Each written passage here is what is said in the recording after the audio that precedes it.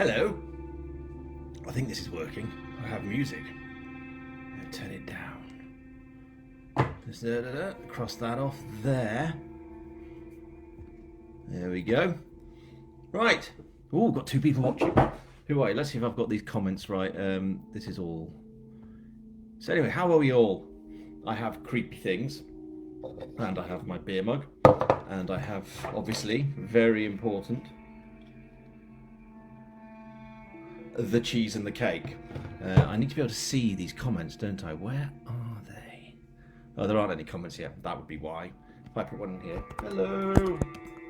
There we go. I've done a comment. Let's see if anyone else sends a comment. Yes, so it's the launch of Restless Dead. I can't believe it, really. It's book 5 of Grimm, which is bonkers. Is the music too loud? I think the music's too loud. Turn it down. There we go. Thought it'd be nice to have a bit of music in the background, otherwise it's literally just me talking, and you don't want that. You need a bit of atmosphere. So yeah, Restless Dead is out tomorrow. I can't believe it, really. It's book 5. This time last year, I was in the process of writing book 1.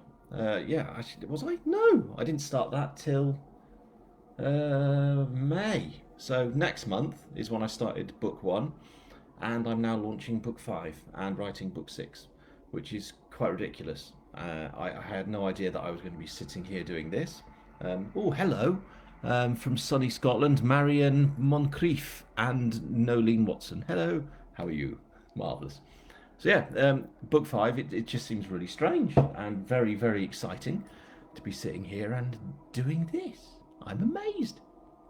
It's phenomenal, really, to have this many books out and to be able to write them and to know that people actually like them. Quite astonishing. So, order of play for this evening, for the next hour. I've even written it down. Here, notes, look. Pretending that I know what I'm doing. First of all, explanation of... Oh, there's that side. Reverses, creepy, and the skull face. There, where is he? Where's he on? No, this way, there. The skull. Obviously, if you've read the blurb, which I hope you have, The Restless Dead, I've got someone from Switzerland. Concepta McCabe. Switzerland. And Coach Coates is watching. Just so you know, I do kind of fitnessy, triathlon-y stuff. I'm a bit rubbish. But Christian is my coach. Bit of a knob. But we love him, really. So hi, Christian. So yeah, I've got notes. Anyway, the reason for the creepy stuff, I've got some kind of cobweb stuff, and the word creepy is that side, not the other. And the skull, tickle the skull, is because book 5 is a ghost story. That's why I thought it'd be nice to add a bit of weird atmosphere there. Why not? The order of things for this evening. I do have a plan of order, just so I know what I'm doing. Otherwise, it'll be rambling nonsense like me just talking, and I'll be all over the place. We're going to do... I've got an extract to read, which is okay. It's not even from the start of the book. It's from later on. I will, of course, be consuming cake and cheese and, obviously, very important, beer. So I'll be consuming that in a second. Not all at once. I'm not just going to sit here and feed my face and let you watch. I'm going to read an extract and a bit of a poem thing, which is all part of it. My own ghost experiences as well, which is quite nice. I do have a few things to share. I've also had a little story from a reader, which is really nice. So I'll be sharing that. And any comments here, I'll be... Dawn Brown said hello. Hello, Dawn. And Carol's waved. Hi, Carol. Carol Mackenzie. Norma Pickles. What an amazing name. Hi, Norma. Hi from Yorkshire. Brilliant. And then at the end, I'll do a Q&A. So if you do have any questions, we'll just answer them. I don't know what they will be. Obviously, one question is, where's my beard gone? Obviously, the beard is still here, but it's not as big because I was beginning to look ridiculous. I took a photo we put a fence in. I don't know why I'm pointing. You can't see it. We put a fence in around the garden, and Emma took a photo of me, and I looked like a massive old gnome. So at that point, I thought I looked ridiculous. So I got rid of, well, Emma got rid of the beard. Snip, snip, snip. It looks all neat. I even have this. If you have a beard, you need one of these. So you can do this. Look. Ooh. Comb the beard and make yourself look neat. The hair's a bit of a mess, and I'm beginning to think I look a bit like a 1980s Noel Edmonds. Not the best look. Who else have we got here? We've got Meg. Hi, Meg. Another author. We've got Helen Jones from Orkney. I've never been to Orkney. I'd love to go to Orkney. Tom's there. Tom Gillespie, another author. Beverly Sanford, Bring on the Cheese, great editor and writer. And Liz McEwen, hello from Edinburgh. We've now got lots of people. We've got 20 viewers. 20 people listening to this. I've got no idea why. Should we start off with food or beer? Beer. Beer needs a bottle opener, which is obviously a trusty Swiss Army knife. And I'm drinking, there we go, Hawes Golden IPA. The reason being, because Harry, if you remember or not, I don't know, when he goes to the pub, he drinks from the Yorkshire Dales Brewing Company, who are brilliant. And I think this is a bad habit, but for every launch from now on, having started it with the last one, I order beer from the Yorkshire Brewing Company. Yorkshire Dales Brewing Company, and they send. I ordered 12 because fewer than that is just, you don't want fewer than 12 beers, do you? I mean, that'd be weakness. So we're going to have a pint of Hawes Golden IPA, which is divine. I know this because I had some last time. So there we go. I'm drinking it from this. Continuing with the spooky ghost theme, you see, I have this, which is a lovely little plastic mug that my two boys bought me, and it's in the shape of a skull, which I quite like. And my music's got a bit weird, hasn't it? It's gone a bit metal. Just a minute. Don't like that. Well, I do, but I can't imagine you lot liking it. Go back to Madness. There we go. I say it's Madness. It's Musica Cthulhiana, which is fantastic. So beer into the skull glass. So I hope you're all looking forward to tomorrow, and that you've all ordered Restless Dead. I've sold over 3,400 copies, which to me is ridiculous. When I started this last year with Padre, some of you've read Padre, I had no pre-orders for book 1. Why would you have? 4 for book 2, 9 for book 3. I had no pre-orders for Grimm book 1. Grimm book 2 I think had 100. Grimm book 2, which sounds a bit like Timbuktu, I think had a couple of hundred, and it built, then 400, then 800. But this one is 3,400 and something or other, so which is quite amazing. Anyway, here's this delightful beer. Hawes Golden IPA. I mean, why wouldn't you celebrate a book with a pint of amazing Yorkshire ale? Chin chin. Oh, that's good. Sharp's the word. So yeah, fantastic. Obviously this. I mean, you can get other kinds of Wensleydale. There are other Wensleydale cheeses, but this. I probably look better, don't I? This is the king of the Wensleydale cheeses. So I have it here. And I have the cake. And I'm going to have some of that in a bit, but not before I've read, because that would be nonsense. And I'd be spluttering all over the place. And it wouldn't sound very good. So, here's to the launch of Book 5, Grimm Book 5. Thank you, Grimm. He's Ace Grimm. I'm very happy with him. Yes, it's not a knit comb, Tom. This is a beard comb. You need to grow a beard and then you would know. Tom's drinking Innis and Gun Lager. Okay. So, Restless Dead. Now, the blurb. Let's all remind ourselves of the blurb, shall we? Should we do that? Okay, Restless Dead blurb.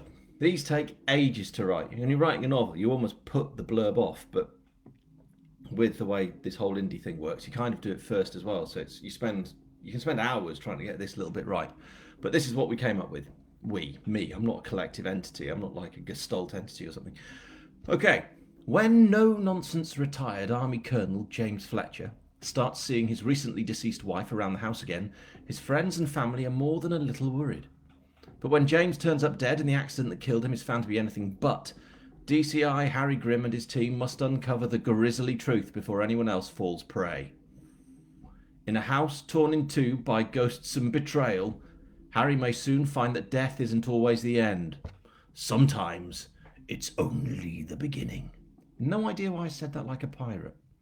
Bit weird. So yeah, that's the blurb. Ghost stories. I love ghost stories. Hello, Barry. Oh, those of you who are in the know, we've got the wonderful world of Barry Hutchinson. He's here. Hello, Barry. J.D. Kirk. Many names to this man of mystery from the north. Catherine Dale. Hello, Catherine. Catherine McKinchy doesn't like cake and cheese. Catherine, you need to have a little talk to yourself. Can someone have a beer for me, please, Beverly? No, yes, actually, I probably can because I've got a few. I've got more beers. I will maybe have them just for you. Rubbish beer. Right. So yeah, this book is, to all intents and purposes, kind of a ghost story. The reason being, I love ghost stories. I always have. I've always loved horror. It's the thing that I watch. It's my comfortable place. It's like a duvet, really. I love to spend an evening just watching horror movies. It's just something I've always loved, from back in the day when I was a teenager, finding those really lurid 3D kind of bumpy VHS cassette covers at the garage, because we didn't have a video shop. We had them at the garage. That's where you had to get them, just down the way, which was great fun. And I just loved horror, and I got into horror, and it's been with me ever since. And to prove it, some of you have obviously heard my other stuff, read my other stuff. I obviously did a lot of children's stuff. I did a horror trilogy, and here we are, revealing the trilogy of horror. So this was my horror trilogy. We had The Dead, evil. Look at all evil. And then we had The Dark, more of the evil. And then we had The Damned. Look at the evil. The great thing about these covers, this is a little known fact, done by the same bloke who does all the Iron Maiden covers. So he designed Eddie. So if anyone likes metal, as you should, I'm quite lucky because there you go. He did all of those, and I've got the originals upstairs, which is fantastic. I also did this, which is a very short story, but very violent. And I also did, last year when I started on this indie thing, I did this, Padre, which is book 1, and obviously there's book 2 and 3. And they are now being done as audiobooks, and they're amazing, because the bloke who's doing them, Aubrey, is phenomenal. Absolutely phenomenal. He's going to town on this. He's having a right old laugh doing sound effects and stuff. So when you see that list, you can't see audio, can you? Or maybe you can. Synesthesia.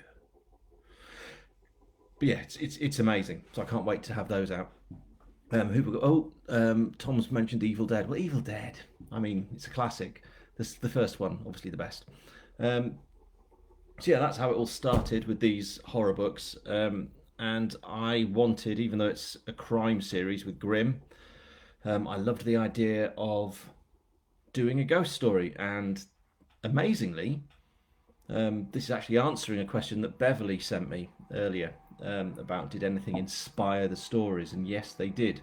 Because when I lived in the Dales, up in Wensdale, I remembered a story which was about a haunted house in the Dales.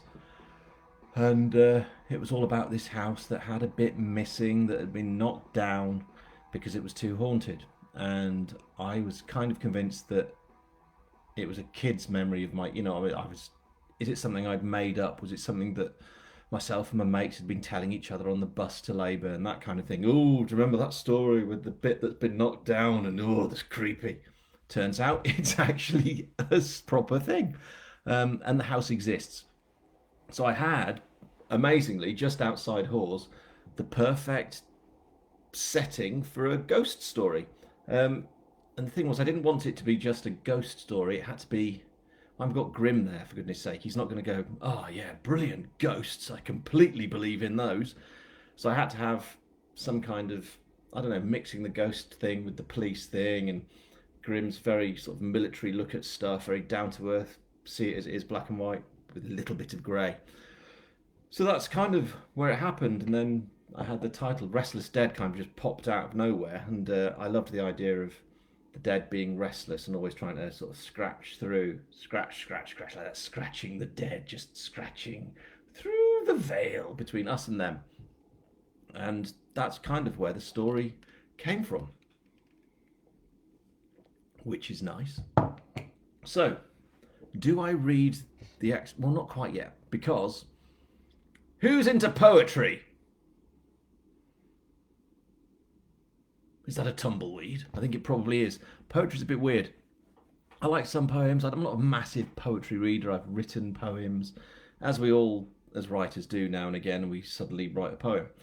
And I have this thing where people think that because I write books, I can write poetry, and that's really not true. So I'm saying, oh, you can write books, you can write songs. I really can't.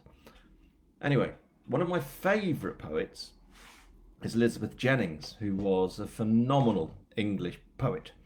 And I actually have it's the final verse from one of her poems called Absence, which is all about dealing with death. And it's absolutely bloody wonderful. So this verse is in Restless Dead, and I will read it to you now. Badly, I'm sure, but I'll read it anyway. So yeah, this is Elizabeth Jennings, the final chapter, the final verse from Absence. It was because the place was just the same that made your absence seem a savage force. For under all the gentleness there came an earthquake tremor. Fountain, bird, and grass were shaken by my thinking of your name. I mean, that's pretty bloody amazing, isn't it? It's just, I love that. And that to me was kind of what I drew on. That it's the absence of someone that's the thing that grief is all about. And I wanted to explore that with this book. And if I've done it the best I could. Cooper Clarke, good point, Tom. Well done. Not surprised that you mentioned that. So that's kind of what I wanted to explore with this. Not just, oh, it's a creepy ghost story. Oh, skeletons. Oh, skeletons. I have here a skeleton dog. Hello. How are you? Don't know why I've got a skeleton dog. Bit weird. But that's what I wanted to explore. And that's what I've tried to do. So there's death. Obviously, it's a crime book, so you can't have a crime book without a bit of murder. So that's what I wanted to do. Now, do I actually go on to read the extract? What do you think? I think so. As I said right at the beginning, I am rambling, aren't I? This isn't from the first chapter. I didn't want to just read that bit because I kind of want you to explore the whole thing from start to finish, obviously, and I didn't want to give too much away. So this is from much later in the book, where you got the main character, the Colonel, not the main, one of the main characters, and he's desperate. He's seen the ghost of his wife, and he's really keen to sort of communicate with her, and that whole thing kind of fascinates me. The whole, as I'll explain in a bit when I talk about the ghosts and stuff that I've seen. So I was thinking, how would he try and communicate with his dead wife? And I thought, well, probably get in touch with a psychic. Now, I went to see a clairvoyant once, and that was a bit weird, I have to say. I thought most of it was probably bollocks, just putting it out there. But some of it was a bit strange, and it was quite interesting to go, just as an experience. And I kind of drew on that. But I kind of also wanted to make her as a real person. I didn't want her just to be a charlatan, because I thought that would be a bit shit. So we have James, the retired colonel. He's desperate to see his dead wife again. He's obviously haunted by this appalling experience in his life, and he employs the services of a psychic medium to help him contact his dead wife. So, unsurprisingly, basically everyone in his family is not very happy about this because, their mum has just died badly, horribly, and nastily, and their dad's clearly gone a bit loopy. He's a colonel, so he's very straight. Right, okay, this, that, the other, this way or that way. It's not like let's wander around a bit and make it up. And suddenly he's talking about seeing his wife around the house, and now he's got a medium in, and they must be just like really angry. And they are, but they go along with it. So, this is what happens. Now, I'm going to read it as best I can. I'm not Aubrey, clearly, because Aubrey is absolutely amazing at this. Annoyingly amazing, actually, but also very lucky for me that he is so good at reading it. I actually listened to my audiobooks properly because Aubrey, his interpretation of what I've done, has made me kind of see the characters in a new way, which I find astonishing. But anyway, if you're ready. Oh, who we got? Jane Henderson. Oh, hello. Warren Whitley from Southport, North Carolina. This is amazing. North Carolina. I've got Fiona Elizabeth Exon. She's joined in as well. She likes Grimm. Nolene Watson. Hi, Nolene. Amazing. Right, I'm going to crack on with the reading. Tell me if the music, if you can't hear it or can hear it, don't want it, whatever. Yeah, Aubrey is brilliant, Sandra. I agree. So, the reading. Not, as Frank Howe would say, the prologue. Although that would be fantastic. He'd be hilarious at reading this. Anyway, the reading from some way through in the book. When Beverly called them back in, it was clear that everyone was relieved just to be getting on with it. Right then, Beverly said. If we can all just take a seat, I think we'll get started. James was first to sit, taking a seat closest to the fire, with his back to the window, followed by Ruth and Anthony, then Dan. Patricia stayed on her feet, and James saw that the coffee table was covered in a white cotton shawl covering 3 items. Look, honestly, if you don't want to be here, you don't have to be, James said. It really doesn't matter. Beverly said, There's nothing to be afraid of. At this, James watched his daughter's eyes almost pop out of her skull. Afraid? Why the hell would I be afraid? Are you mad? Then just sit down, please, James said. Or go, but decide. At last, Patricia sat down, thumping herself onto the sofa beside Dan. Beverly took a seat in the last remaining chair, and it didn't escape James's notice that it was the one she had sat in earlier that day, the one Helen had so often fallen asleep in, over by the window. I need everyone to join hands, Beverly said, and reached left and right, taking hold of James and Patricia's hands. James was fairly sure that Patricia was about to snap her hand back, but he saw a nudge from Dan stop her. Around the circle, hands were joined. Excellent, Beverly said. Then she released the hold she had of James and moved the shawl from the table to show the items which were hidden beneath it. That's Mum's wedding ring, Ruth said. That's a great photo of Nana, Anthony said. The other item was the book she had taken during her previous visit. I asked James to provide these for this evening, Beverly said. It will give us something to focus on. Now what? Patricia asked. We just stare at them, do we? Is that what we do, while you mutter some mumbo-jumbo and pretend you're communing with the dead? Something like that, yes, said Beverly, but without the mumbo-jumbo, I hope. James was impressed with how Beverly was so totally unfazed by his daughter's attempt to scupper what she was here to do. It was almost worth having her here, just for that. Almost. Right, I need to ask everyone to close their eyes, Beverly said.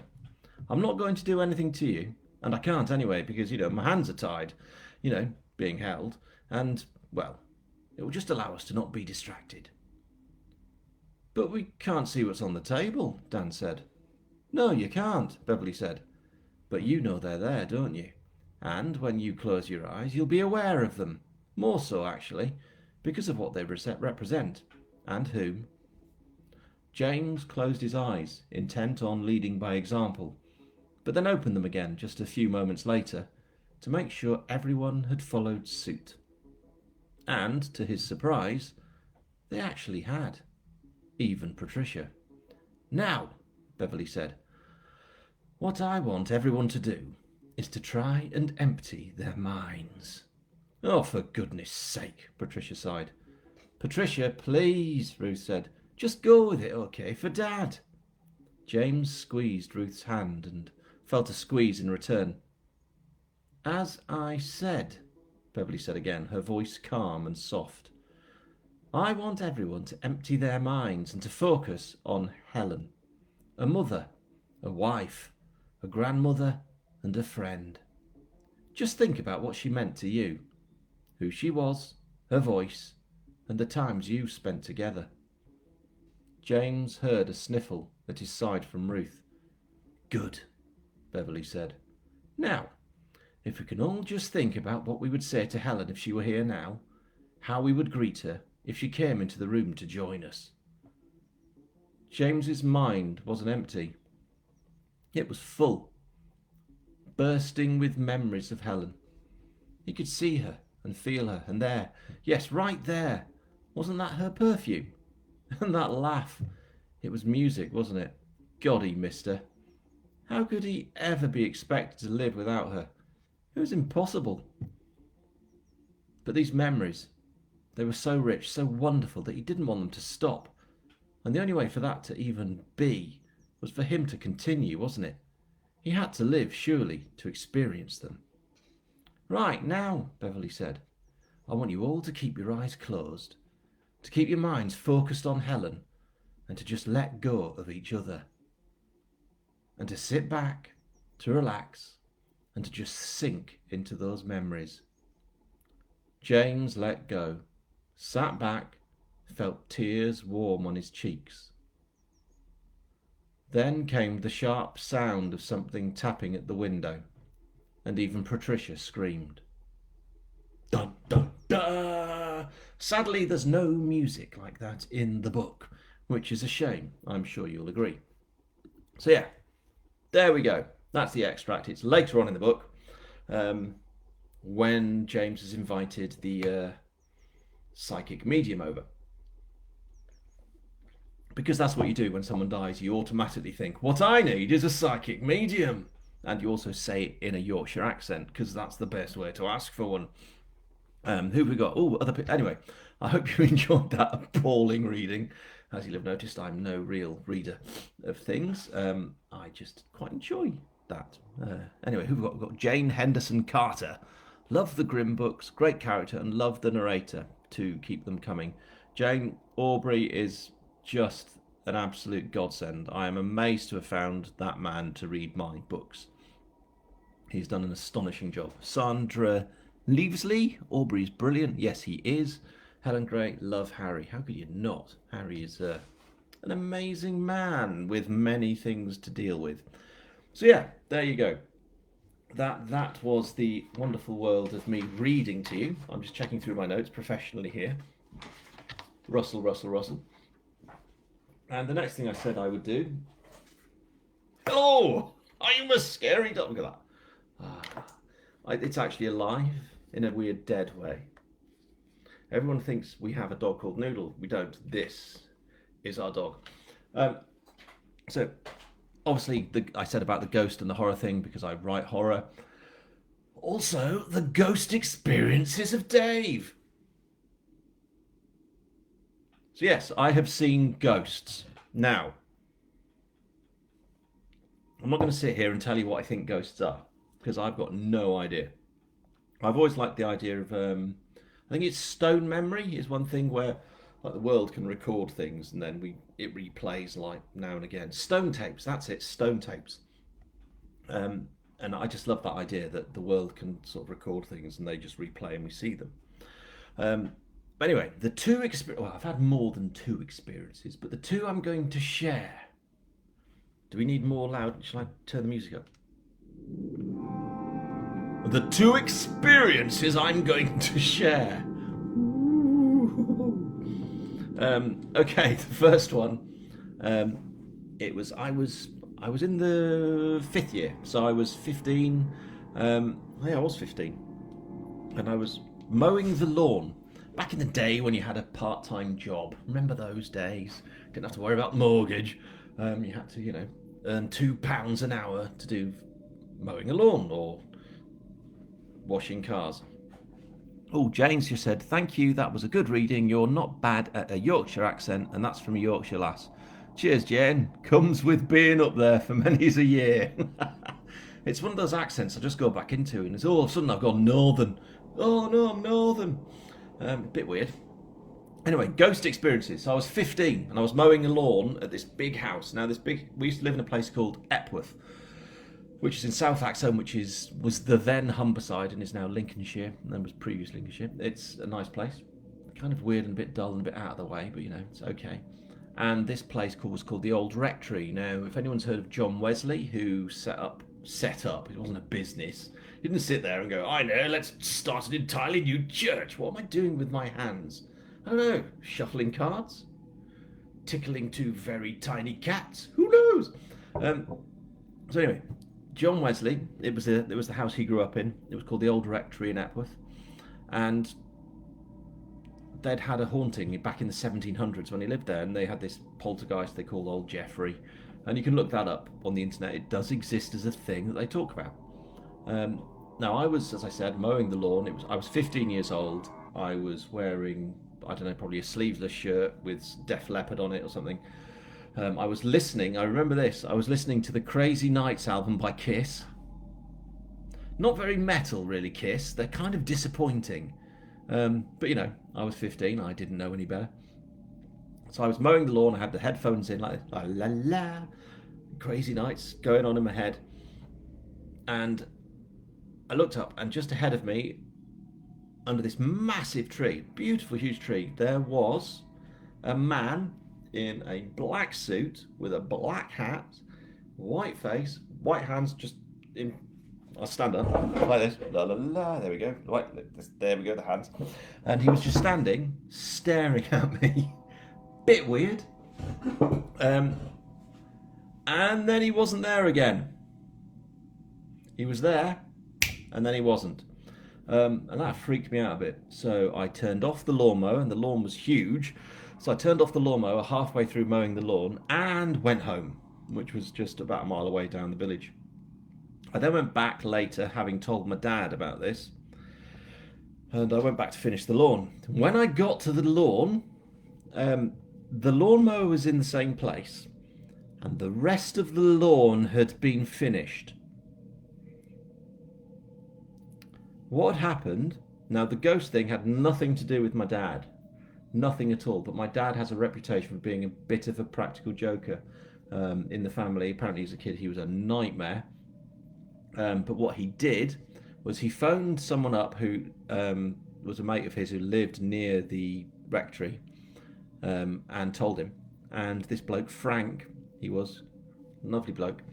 He then went out, finished the lawn, and put the lawnmower back where it was. So I turned up, having gone home because I was scared because I'd seen this thing under the tree staring at me, and I still really remember it. It was very, very vivid. And I was listening to Kiss, and I've got no idea why I would be listening to Kiss and that would come in my head. Anyway, I saw that, and I went back and thinking, oh my God, the ghost has finished the lawn. What is this thing? Because that happened. But anyway, ignoring the fact that the lawn was done by my dad's mate, Frank, who used to help my dad out with the sheep that we owned at the time, that happened. I saw this dude under the tree. Don't know what it was. Is it stone memory, whatever you want to do. Anyway, the second one. Second creepy ghost story. Oh, we've got some more people. We've got Warren Whitley. Boo, kiss, lol. Bit weird. Mary Ellen. Hello, Mary. We love you. We've got Warren Whitley. And we've got Maria McFarlane. Your dad sounds hit. My dad's brilliant. He's 74. When he retired at 65, he spent his very, very small retirement check from who he was working with on a hunting air rifle and a chainsaw license. He's a Methodist minister. And what he did was go and get a chainsaw license. And everyone on that course, other than him, was under 30 years old. And he now does that in his retirement. He looks after a little woodland. He runs a little, woodland thing where he chops wood and delivers it. And he's quite brilliant. Motorbike mad, that kind of dude. He's brilliant. So yeah, that was my dad. A license for what, Mary? for guns or for chainsaws, too right you do. Well, you don't. You can buy a chainsaw, but if you want to operate professionally as someone who is a tree feller or whatever, you do need a license. So you learn something every day. Anyway, the second ghost story. This was when I worked at Marrick Priory. Now, if you've read, and I hope you have, Corpse Road, you will remember that Marrick Priory is mentioned. And in the back bit, the author note, I say that I worked at Marrick Priory, which I did. And I think this story is mentioned in that, in the back bit anyway. So Marrick Priory was an amazing place. It's an old priory. I think it's the 10th or 11th century. It's an ancient place, absolutely glorious, beautiful. And Swaledale is stunning. I love Swaledale. It's a hauntingly gorgeous place. So I was living in Marrick Priory. I was working as an outdoor pursuit instructor. I was teaching kids how to climb, go caving, canoeing, doing all that kind of stuff, which was great fun. And I was living in a static caravan on the site. Now the site was this, as I said, an old nunnery, and it had it had like a graveyard, and my caravan looked out on the old gravestones which had been moved, so that they could build various bits into the priory. So under the ground, and it was hallowed ground, so under the ground there was dead bodies, blah blah blah. We didn't obviously go looking for them. What are you doing tonight, Dave? I'm going to look for spade. Good spade. I'm over here. Let's go find a body. We weren't doing that, but they were there, and I was in the static caravan. And one evening, I'd been asleep, and I woke up one night because there was a bright light. And I looked up, and standing just at the side of the bed, it was one of those. I was, rather than sleeping in the bedroom, I was sleeping in the main bit. So where you have like the table that the dining table converts into a bed, because I had to keep all the heat in one area because there was no heating. So I had like a little gas stove and about 30,000 hot water bottles. So I was in the main bit, and I woke up, and the caravan was filled with a really, really bright light, and standing right next to the bed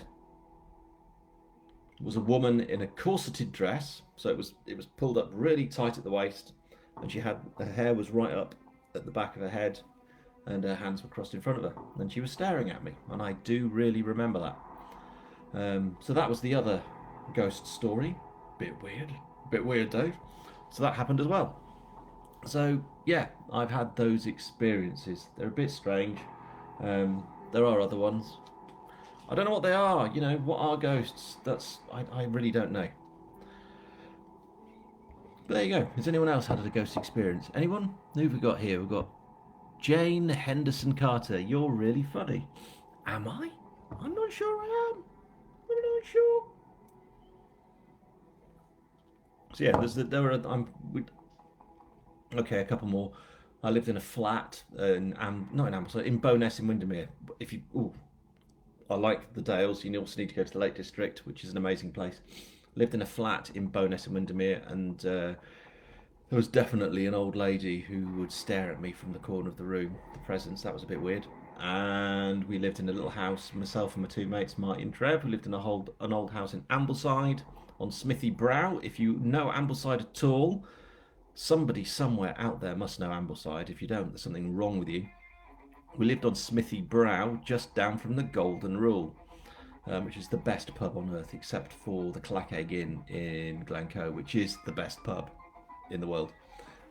Anyway, just down from the pub, we lived in this little cottage, and my two mates, Mike and Trev, were convinced the house was haunted by, I think it was old Jeffrey. He used to nick £5 notes and blues tapes. Basically, that was his interest, nicking our money and our music. So occasionally a blues tape would disappear. I think Marty saw the ankle, he saw something like it was the leg of old Jeffrey running up the stairs, something like that. I don't know, he saw some dude running up the stairs, and it wasn't me and Trev because we weren't there.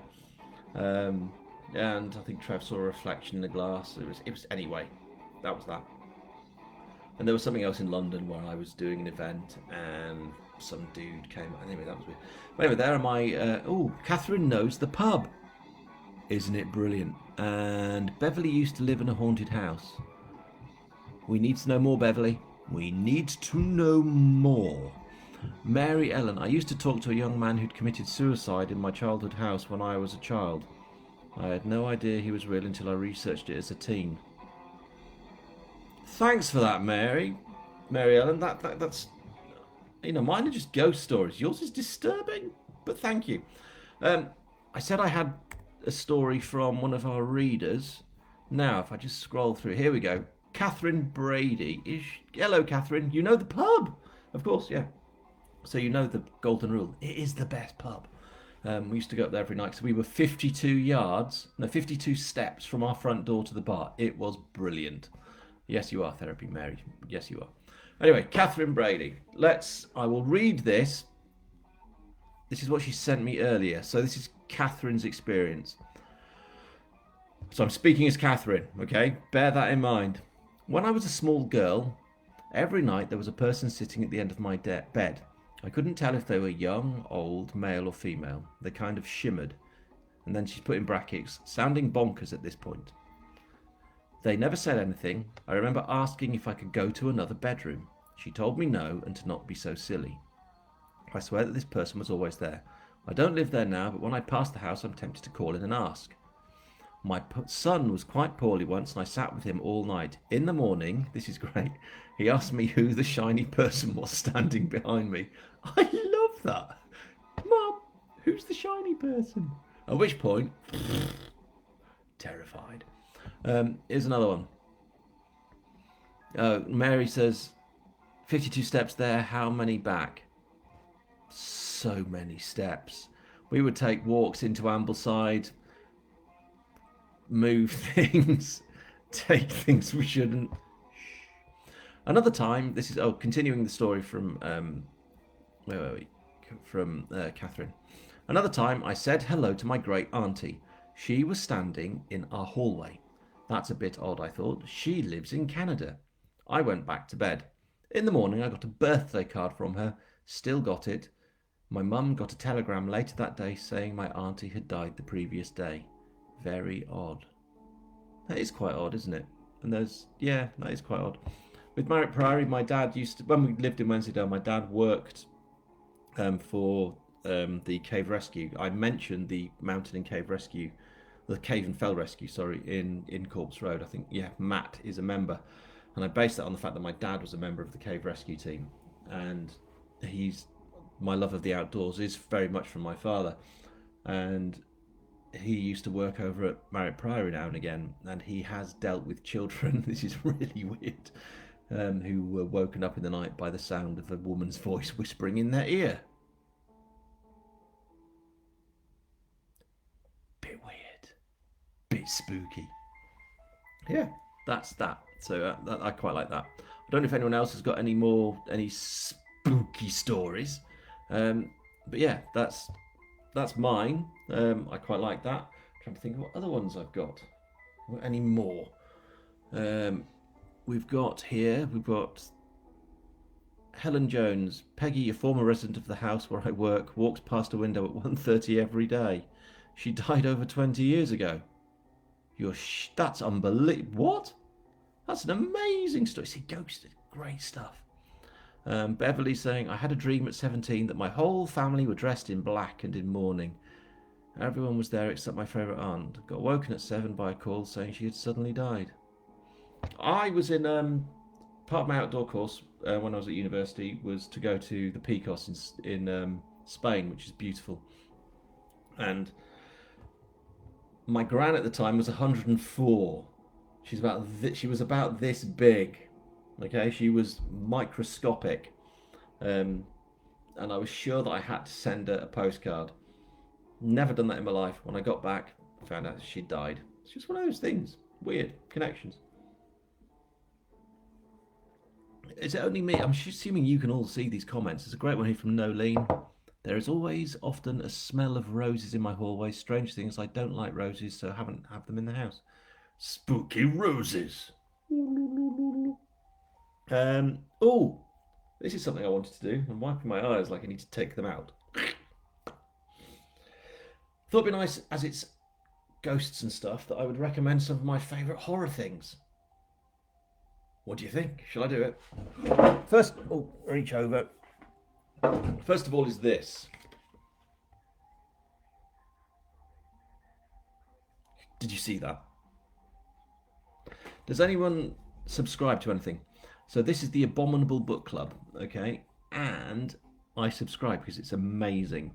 I'm assuming you all like books, seeing as you're into reading, and my stuff. But with this, I get, I think it's 20 quid a month or something, just a bit more. And you get like 3 horror books. You get one in a mysterious little package. It's all wax sealed. You get like little badges. You get snacks. It's amazing. This is amazing. So please, I'm not getting commission on this. I just think it's brilliant. You really need to try that out. So, books that I love that are spooky. We've got this one. Now That I've Lost You, by Paul Edwards. Now, Paul Edwards is a ridiculously underrated writer, and this is published by Screaming Dreams. So you need to go and look at that, because I've known Paul for years, and he is just brilliant. I kind of want to steal his ideas. He's that good. And he did this one as well. He's very proud of it. Paul Edwards, really worth seeing. He's checking out. Fantastic stuff. I was lucky enough a few years ago to be part of a special edition DVD for Hellraiser. Hellraiser I adore. If there are horror films from my childhood, well, my teen years, that had a massive impact, it was Hellraiser. You see that and just blew everything else out of the water. And a few years ago, thanks to the wonderful world of Jake West, fantastic director, I was invited to talk about Clive Barker's fantastic literary stuff, and he is amazing. So I cannot recommend enough this and this. I mean, you'd have to look at my face, it's obviously better, but there you go. Amazing. My favourite book, one of my favourite books is The Hellbound Heart, and it's tiny, it's a beautiful book. Really dark and disturbing, but also brilliant. But Clive Barker, you have to read, he's just astonishing. This one, Let the Right One In. The movie's okay. The American version of it, it's okay. This is brilliant. I read it in 3 days. Absolutely fantastic. It's truly tremendous. It's very wrong on numerous levels, but it really makes you think, and it's fantastic. Honestly, look at it. I mean, that is a weekend and a half. Just read that book. It's amazing. My favourite ghost book, not horror and vampires or anything like that. This, I just don't understand why it hasn't been made into a movie yet, because it should be. It's literally, I hate that phrase, but it's clearly one of the most astonishing books about haunting ever. The BBC have done an amazing audio of it. You can get the audiobook of it as well. This, Dark Matter by Michelle Paver. You have to read this. You have to. Right, everyone now, I know you've bought my book, you have to buy this right now, immediately. Well, you can watch the end of this and then buy it. But it's beautiful. It's haunting and beautiful. And finally, it's not a novel, it's this. The Frighteners by The Wonderful World of Peter Laws. Now, Peter Laws you have to look up anyway, because he's a brilliant author. He also writes for the 14 Times, which is I've got somewhere, which is tremendous. He's ordained minister, and that is all about why we love monsters, ghosts, death and gore. It's a fantastic exploration as to why we love spooky things. It really is brilliant. So read that. And I think there we are. I think we're just about it. Not just about it. I think that is it. That is it. We've got 10 minutes. 10 minutes of this. Now then. Right. If you want me to sit here for 10 minutes not doing anything, I don't think anyone wants that. I've got this. I've got this. just have to look neat.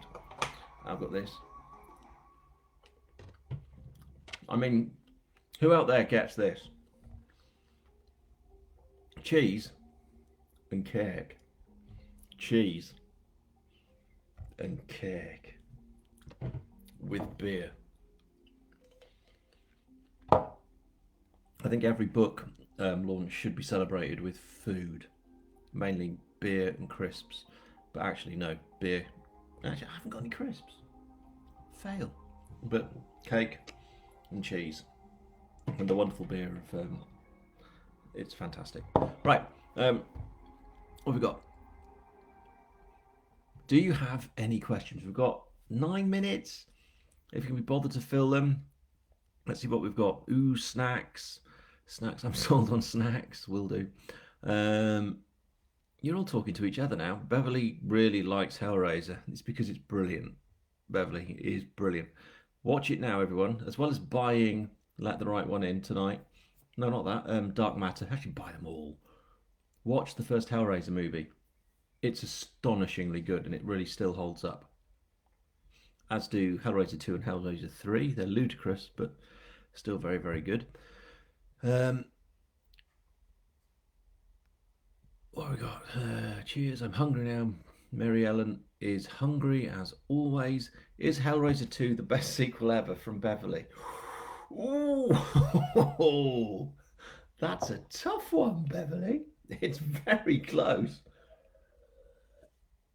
Evisceration. It's a very good film.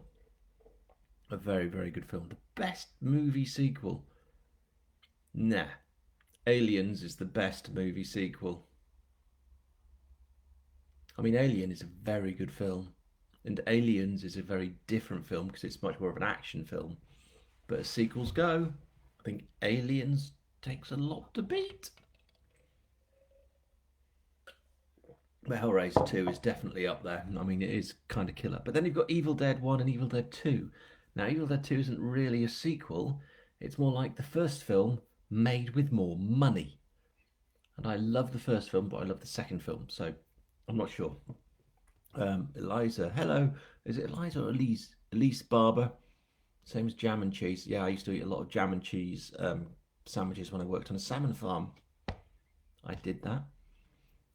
Jane Henderson Carter does cheese and cake. Mary loves jam and cheese. Book launch celebrated with food and beer, not candles. I can't eat candles. So, and also, no, I'm not Barry. I don't want to light things and smell them in the same way that Barry does. I know he's really into that. He does it. He does like the smelly candle. I did that last time and it was a bit rank. I didn't like it. Empire Strikes Back. Oh, Christian, you've done it there, haven't you? Well done, mate. That is actually possibly the king of all sequels. Empire Strikes Back. Good call. Well done. I like that. Left field. And what's your all-time scary book, Mr. Hayward? People do type my name wrong quite a lot of time. My all-time scary book. Don't really find books scary. I just like scary stories. Catherine Brady, that cheese and cake look delicious. Yeah, it does need crisps. I know it's daft, but your books blow Patricia Cornwell out of the water. That's very kind. Thank you. Aliens, yeah. Terminator 2 is better than Terminator 1. That's a fair point.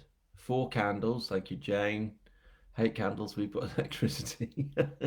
Prometheus, I'm still quite baffled by that film.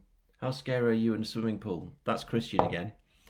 He's really funny because he tells me to swim a lot and I really don't like it. I'm quite scary. You've heard me swear an awful lot in the pool, haven't you, Christian? A lot. 6 minutes. It's countdown time.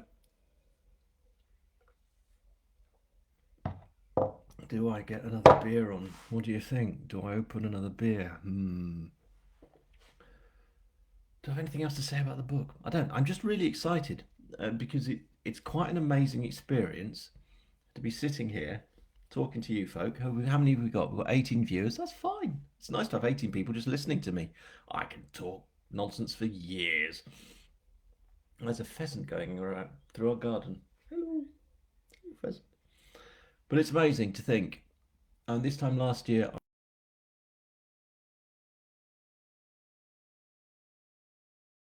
house. That job was then cut in half, and I was given another job, and I was pushed by lots of writery friends like Barry, if he's still here, I don't know if he is, and Gordon and John Mayhew. So Barry Hutchinson, J.D. Kirk, John Mayhew, and Gordon Alexander Smith, who you will know as Alex Smith. Some of you will know these people. They all pushed me to get on with this nonsense, and I did. So a year ago next month, I started on Harry's story, and he just turned up. I didn't really know what I was doing. I just thought, well, let's see what happens. And I was like, if I'm going to write crime, I need to write it in a place I like. And I thought Wensleydale would be a good setting. I need to draw on a bit of military stuff, so I gave him a bit of a military background, and then we just kind of explored the story. And now, a year later, it's book 5 is out tomorrow, which is kind of humbling, really. Christian said, put your goggles on. No, because they're up there, and my fins, and the floats. The goggles leak, Christian. You need to go and find me some goggles that actually work and don't leak. It's really getting on my nerves. Get another beer on. Let's go for... Right, we've got a choice. We've got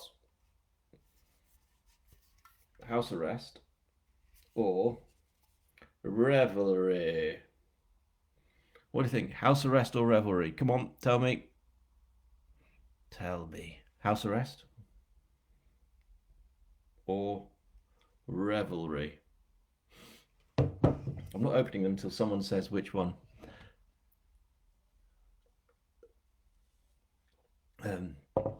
So yeah, that was it. And I started writing them, and I now am doing my best to launch one every 2 months. It's quite exciting. It's very exciting. It's very scary. I'm very, very happy. I'm amazed to be doing it at all. It's quite astonishing. It really is. And I feel very blessed in many ways. Go on, I'm waiting. We have revelry, and we have house arrest. What's it going to be? Revelry or house arrest? Revelry or house arrest? Literally no one is giving me any idea, and you've got 2 minutes. If in doubt, have both. Helen, you are wise. But I'm not putting them in the same glass. Warren Whitley, good name. Oh, the Whitleys. Weren't they in is it the Call of Cthulhu? No, it's the other one, isn't it? It's a very Lovecraft name, the Whitleys. Both. Again, you're all saying both. You're very terrible people. Terrible people.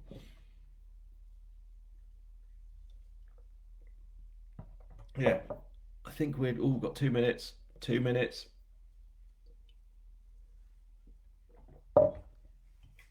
I'm gonna go for revelry.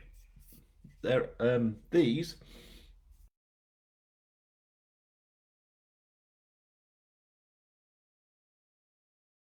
the Yorkshire Dales Brewing Company.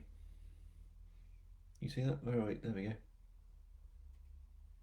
You can go there and buy their beer. They do a load of different selections. You can buy them just individually, or you can buy like a box, like I did. And they do a 12 a 12 IPA selection.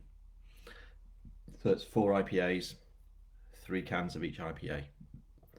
They're fantastic. Lovely, lovely people. It turns up in a couple of days, and they're about to start a subscription, which is a bad thing. Also exciting. Oh, 8 o'clock. So, everyone, thank you for your time and joining in. I've very much appreciated it. I really hope you go out and enjoy book 5. If you don't, never mind. But if you do, fabulous. The idea that 3,000, over 3,500 people, well, nearly 3,500 people are reading it tomorrow is ridiculous. But it's also amazing. And I'm both nervous and excited to hear what people think. And that'll be nice. So thank you for joining in. Massively appreciated.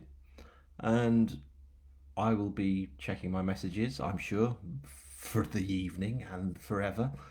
And I'm now writing book 6. And I think you all quite like the cover.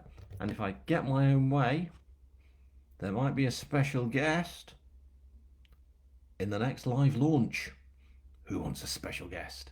He's kind of cool. If I can persuade him. We'll see. Anyway, thanks everyone. Thank you to you all for joining in. Maybe you could have a word with George on about cracking on with the books. I've gone. Well, you know, we're all different. How much beer have you had? Nothing yet. Yet. Anyway, thank you everyone. It's been lovely. Really appreciate you all turning up and joining in with this. Meant a lot. Thank you very much. And looking forward to the next one, which is in 2 months' time. Dear God, 2 months' time.